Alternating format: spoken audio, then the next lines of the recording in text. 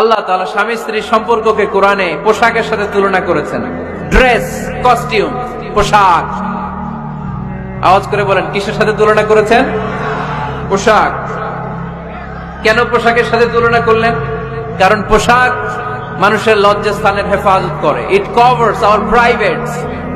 পোশাক, dress and costume এটা আমাদের লজ্জাস্থানকে ঢেকে রাখে, আমাদের ঈমান বাঁচায়। তেমনি স্বামী তার স্ত্রীর চরিত্র হেফাজত করে, স্ত্রী তার স্বামীর চরিত্র হেফাজত করে, ঠিক কিনা? এজন্য আল্লাহ তাআলা মেটাফরিক্যালি, রূপক ভাবে স্বামী স্ত্রীকে পোশাকের সাথে তুলনা করেছেন। আবার পোশাক পরলে খুব সুন্দর লাগে, ডিজাইন করে, এমব্রয়ডারি করে, বিভিন্ন ডিজাইনের, বিভিন্ন স্টাইলের, বিভিন্ন ফ্যাশনের পোশাক মানুষ পরে। পোশাক পরলে মানুষের শ্রী বর্ধিত হয়, সৌন্দর্য বেড়ে যায়। ঠিক তেমনি নারীর চোখে পুরুষ সুন্দর।